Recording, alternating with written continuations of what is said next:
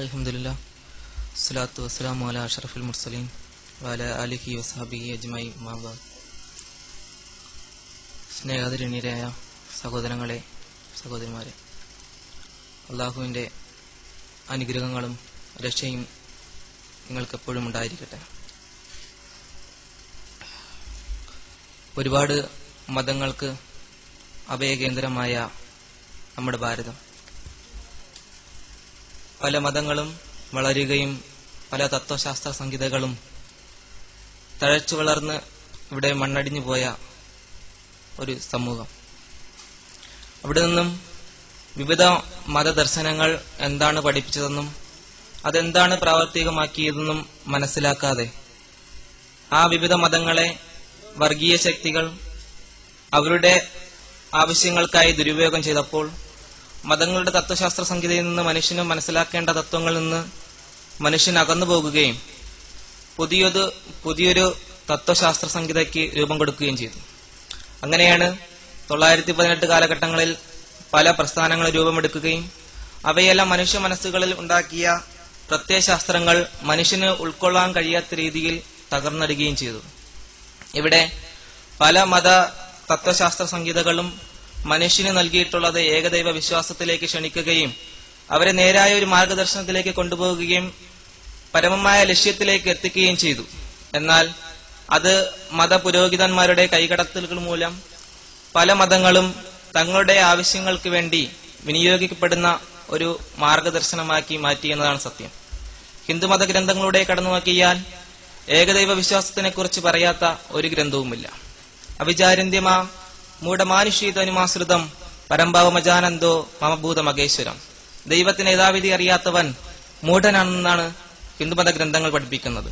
എന്നാൽ ഇതിൽ നിന്ന് വ്യത്യസ്തമായി മതഗ്രന്ഥങ്ങളെ മനുഷ്യന് പഠിപ്പിക്കാതെ അത് മൂടി വെപ്പിച്ചുകൊണ്ട് ഒരു തത്വശാസ്ത്ര സംഹിതയ്ക്ക് രൂപം കൊടുക്കുകയും മനുഷ്യന് മതം എന്താണെന്ന് പഠിപ്പിക്കാതെ മനുഷ്യൻ എന്തിനാണ് ജീവിക്കേണ്ടതെന്നും അവൻ ആരാകേണ്ടതെന്നും അവൻ ഏത് ലക്ഷ്യത്തിലേക്കാണ് എത്തേണ്ടതെന്നും പഠിപ്പിക്കാതെ പോയ സമുദായങ്ങൾ. ഇവിടെ നിന്നും പല തത്വശാസ്ത്ര സംഹിതകളും ഉണ്ടാകുകയും അതൊന്നും മനുഷ്യന് ഉൾക്കൊള്ളാൻ കഴിയാത്ത രീതിയിൽ ക്യാമ്പസുകളിലേക്കും അതുപോലെ തന്നെ വിദ്യാർത്ഥി രാഷ്ട്രീയത്തിലേക്കും കടന്നു കയറുകയും മതങ്ങൾ വേണ്ട എന്ന് വലിച്ചെറിഞ്ഞുകൊണ്ട് സ്വന്തം സഹോദരന്റെ മുതുകത്ത് പോലും രാഷ്ട്രീയ പ്രസ്ഥാനത്തിന്റെ ചിഹ്നങ്ങൾ കുത്തിക്കുറിക്കുവാൻ രാഷ്ട്രീയ ക്യാമ്പസുകൾ ഉപയോഗപ്പെടുത്തിയപ്പോൾ മതം എന്നും ഒരു കറുപ്പ് ശക്തിയായി തന്നെയാണ് വിദ്യാർത്ഥി സമൂഹത്തിൽ ഉൾക്കൊള്ളാൻ കഴിഞ്ഞിട്ടുള്ളത്. അവിടെ നിന്ന് ഒരു മാറ്റത്തിന് വിധേയമാകണമെങ്കിൽ വിവിധ മതദർശനങ്ങൾ പഠിക്കുകയും അത് ഉൾക്കൊള്ളുകയും ചെയ്യുന്ന ഒരു സമൂഹത്തിലേക്ക് ഇറങ്ങിച്ചെല്ലണം. അതിനെന്താണ് വഴി? അതിന് തത്വശാസ്ത്ര സംഹിതകൾ വിശദീകരിക്കുമ്പോൾ അതിന്റെ മൂലഭാഗത്തോട് നിന്ന് പഠിക്കുവാനുള്ള മനസാക്ഷി ഉണ്ടാകണം. അങ്ങനെ തിരുവനന്തപുരം ജില്ലയിൽ നെയ്യാറ്റിൻകര എന്ന ഭാഗത്താണ് ഞാൻ ജനിച്ചു വളർന്നിട്ടുള്ളത്. ഒരു ഹിന്ദു സമൂഹത്തിൽ ജനിക്കുകയും ഹിന്ദു മതാചാരങ്ങൾ അനുഷ്ഠിക്കുകയും അത് ജീവിതത്തിൽ പകർത്തുകയും അതുപോലൊപ്പം തന്നെ RSSന്റെ ശാഖയിൽ ഉൾപ്പെട്ട ഒരു കുടുംബമായതുകൊണ്ട് ജീവിതകാലം മുഴുവനും അതിനുവേണ്ടി പ്രവർത്തിക്കണമെന്നും ഈ രാഷ്ട്രം ഒരു ഹിന്ദു രാഷ്ട്രമാക്കണമെന്നുമുള്ള അതിയായ ആഗ്രഹം. അതാണ് RSSകാരനായ ഓരോരുത്തന്റെയും ആവശ്യമെന്നുള്ള നിലക്ക് അതിനെയാണ് ജീവിത ലക്ഷ്യമായി കണ്ടുപോകുന്നത്. അവിടെ നിന്ന് പഠിക്കുമ്പോൾ മറ്റു മതദർശനങ്ങൾ ഇതിലേക്ക് കടന്നു വരികയും ഈ ലോകത്ത് അവരവരുടെ ആധിപത്യം സമർപ്പിക്കുവാൻ ശ്രമിക്കുന്നുണ്ട്, അതിനെ എതിർക്കണമെന്നും അത് പഠിപ്പിക്കുന്ന തത്വശാസ്ത്ര സംഹിതകളെ എതിർക്കണമെന്നുള്ള വലിയമായ ഒരു ആശ. അതിനെങ്ങനെ സാധിക്കും? അവരുടെ പ്രസിദ്ധീകരണങ്ങൾ വായിക്കുകയും അതിലൂടെ അവരെ എതിർക്കാൻ പറ്റുന്ന രീതിയിൽ അത്രയും എതിർക്കുകയും ഈ ലോകത്ത് നിന്ന് അവരെ കെട്ടുകെട്ടിക്കണമെന്ന് പഠിപ്പിക്കുകയും ചെയ്യുന്നു. എന്റെ കുഞ്ഞുനാൾ മുതൽ തന്നെ അച്ഛന്റെ കൈ പിടിച്ചുകൊണ്ട് RSSന്റെ ശാഖകളിലേക്ക് പോകുമ്പോൾ മനസ്സിനും എന്നും ഒരു ആശയുണ്ടായിരുന്നു. ആ തത്വശാസ്ത്ര സംഹിത ഉൾക്കൊണ്ട് അച്ഛന്റെയും അതുപോലെ തന്നെ പാരമ്പര്യമായി കൊണ്ടുപോകുന്ന ആ കൂട്ടുകെട്ടിൽ നിന്നുകൊണ്ട് പ്രവർത്തിക്കണമെന്നുള്ളൊരു ആശ. അങ്ങനെ പഠിക്കുമ്പോൾ ഇവിടുത്തെ പല ഇസ്ലാമിക സംഘടനകളും പുറത്തിറക്കിക്കൊണ്ടിരിക്കുന്ന പല പുസ്തകങ്ങളും നമ്മുടെ RSSന്റെ ശാഖകളിൽ പരാമർശിക്കാറുണ്ട്. അവരുൾക്കൊള്ളുന്നതും സ്വന്തമായ ഒരു ദീനിനെ നിലനിർത്തണമെന്ന ആശയോടല്ല, മറിച്ച് ഞാൻ പേരെടുത്ത് തന്നെ പറയാം, ജമാഅത്ത് ഇസ്ലാമി പോലെയുള്ള സംഘടനകളുടെ പുസ്തകങ്ങൾ പല ശാഖകളിലും ഇന്നും അതിനെ പരാവർത്തനം ചെയ്ത് പഠിപ്പിക്കുകയും അതിൽ പറയുന്ന ഒരു രാഷ്ട്രീയ അല്ലെങ്കിൽ ഇവിടെ ഒരു ഭരണം ഉണ്ടാക്കണം, ഇതിനെ ഒരു ഇസ്ലാമിക രാഷ്ട്രമാക്കണമെന്ന അവരുടെ അതിയായ താല്പര്യം നമുക്കൊരിക്കലും ഒഴിച്ചുകൂടി നിർത്താൻ പറ്റാത്ത ഒരു അവസ്ഥയാണ് എന്ന് പഠിപ്പിക്കുന്നു RSSന്റെ ശാഖയിൽ. ഇവിടെ നിന്ന് പല പുസ്തകങ്ങളിലും കിട്ടുകയും അതുപോലെ തന്നെ മുഹമ്മദ് നബി സല്ലല്ലാഹു അലൈഹി വസല്ലം ആദ്യ കാലഘട്ടങ്ങളിൽ പ്രബോധനം നടത്തിയത് ഈ ലോകത്തിലേക്ക് കടന്നു വരുന്ന പല ആളുകളേക്കും പ്രബോധനത്തിന്റെ ബാധ്യത എന്ന നിലക്ക് വാളും ഖുറാനും കൊണ്ട് പരിചയപ്പെടുത്തിയെന്നാണ്. എന്താണ് വാളും ഖുറാനും കൊണ്ട് പരിചയപ്പെടുത്തിയത്?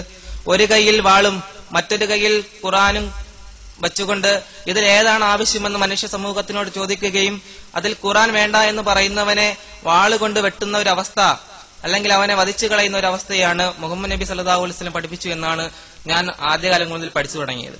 അതുപോലെ തന്നെ ഇപ്പോഴാണ് എനിക്ക് മനസ്സിലാകുന്ന ഖുത്ബകൾ എന്ന് പറയുന്നത് ആദ്യത്തെ മുമ്പ് മനസ്സിലാക്കിയിരുന്നത് വെള്ളിയാഴ്ച പ്രസംഗം എന്നാണ് മനസ്സിലാക്കിയിരുന്നത്. അവിടെ പല പള്ളികളും തന്നെ വാള് ഉപയോഗിച്ചുകൊണ്ട് ഖുത്ബ നടത്തുകയും അതുപോലെ തന്നെ ഒരു കൈയിൽ പുസ്തകം പിടിക്കുകയും ചെയ്യുന്നതിനെ കുറിച്ച് പരാമർശിച്ചിരുന്നത് ആ മുഹമ്മദ് നബി സല്ലല്ലാഹു അലൈഹി വസല്ലം ആദ്യം എങ്ങനെയാണ് പ്രബോധനം നടത്തിയത് അതുപോലെയാണ് അവിടെ പറയുന്നു എന്നാണ്. അപ്പോൾ അത് മനസ്സിലാക്കാൻ കഴിയില്ല. കാരണം അവിടെ പറയുന്ന അറബിയിലാണ് പറയുന്നത്. ഒരു കയ്യിൽ വാളുണ്ട്, മറ്റൊരു കയ്യിൽ പുസ്തകമുണ്ട്. അവിടെ ചോദിക്കപ്പെടുന്ന നിങ്ങൾക്ക് ഖുറാൻ വേണോ വാൾ വേണോ എന്നാണ് ചോദിക്കുന്നത്.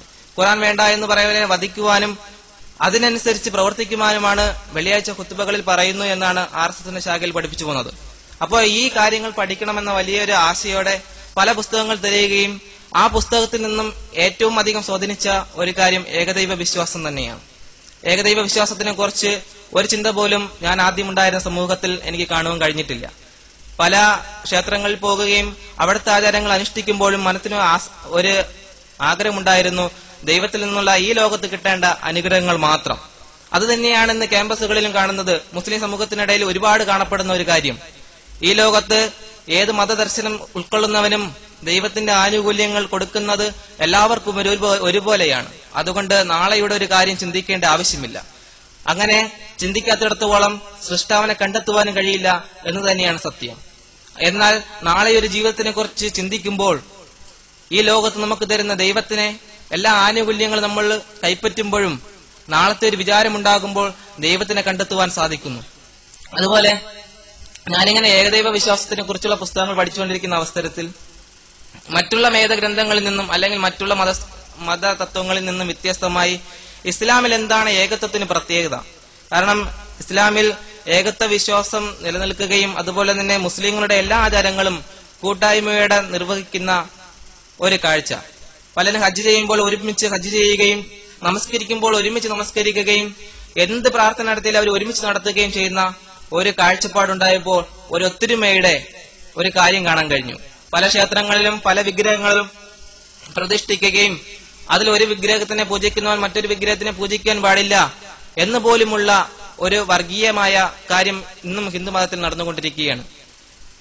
വിഷ്ണു വിഗ്രഹത്തെ കാണുന്നവൻ ശിവവിഗ്രഹത്തെ കാണാൻ പാടില്ല എന്നും ശിവവിഗ്രഹമുള്ളിടത്ത് വിഷ്ണു വിഗ്രഹം വയ്ക്കില്ല എന്നും വാശി പിടിക്കുന്ന ഒരു കാര്യം കാണാൻ കഴിയും. അപ്പോ അവിടെയൊന്നും ഏകദൈവ വിശ്വാസമല്ല, മറിച്ച് പല ഇതിൽ കൂടെയും ഒന്നിലെത്തിക്കുന്നു എന്നുള്ള വിശ്വാസവും അവർക്കില്ല തന്നെ.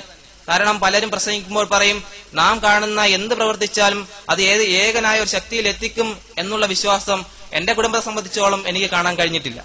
അപ്പോൾ അങ്ങനെ പഠിച്ചുകൊണ്ടിരിക്കുന്ന അവസരത്തിൽ ഒരു സത്യാന്വേഷിയുടെ ആ മാർഗത്തിൽ നിന്ന് പല പുസ്തകങ്ങളും തിരയുകയും ആ പുസ്തകത്തിലെ കാര്യങ്ങൾ ജീവിതത്തിൽ പകർത്തിക്കൊണ്ടിരിക്കുന്ന അവസരത്തിൽ എന്റെ വീട്ടുകാർക്ക് എന്റെ സ്വഭാവത്തിൽ വന്ന മാറ്റം, RSS ശാഖയോട് നിന്നുള്ള ഒരു മാറ്റം, പിന്നെ ക്ഷേത്രത്തിൽ പോവാതെ അങ്ങനെ പല കാര്യങ്ങളിൽ നിന്നുള്ള വിട്ടുവീഴ്ച, അത് അവരിൽ സംശയമുണ്ടാക്കുകയും എന്നിൽ നിന്ന് പല പുസ്തകങ്ങൾ പിടിച്ചെടുക്കുകയും ചെയ്തു. ആ പുസ്തകങ്ങൾ നശിപ്പിക്കുകയും പിന്നെ ഇതിലേക്ക് അടുപ്പിക്കാത്ത രീതിയിൽ പല കാര്യങ്ങൾ ചെയ്തു. അതിനിടയിൽ തന്നെ ഒരു പള്ളിയിൽ പോയി നമസ്കരിക്കാൻ നിന്ന സമയത്ത് വീട്ടിൽ നിന്ന് വീട്ടുകാർ കൂട്ടിക്കൊണ്ടുപോയും അവിടെ വെച്ച് വർദ്ധിക്കുകയും പിന്നെ വീടിന്റെ ഒരു കോണിൽ മാനസികമായുള്ള തളർച്ചയിലായിരുന്നു. പിന്നെ അവിടെ നിന്ന് പുറത്തു പോകുവാനോ അല്ലെങ്കിൽ എന്താണ് കൂടുതൽ പഠിക്കേണ്ടതെന്നോ ഒരു ഇതുമില്ലാത്ത രീതിയിൽ ഇസ്ലാമികമായ ചിന്തയെ വല്ലാതെ മനസ്സിനെ കോരിക്കിട്ടുകൊണ്ടിരിക്കുന്ന ഒരു അവസ്ഥയിൽ അവിടെ നിന്ന് എങ്ങനെയെങ്കിലും രക്ഷപ്പെടണം, കൂടുതൽ പഠിക്കണം. എങ്ങനെയാണ് പഠിക്കാൻ സാധിക്കുക? ഒരു വഴിയുമില്ല. അങ്ങനെ പല പ്രാവശ്യവും വീട്ടുകാരോട് പറഞ്ഞു നോക്കി എനിക്ക് കൂടുതൽ പഠിക്കണം ഇസ്ലാമിനെ കുറിച്ച്, ഇസ്ലാമിലേക്ക് പോകുക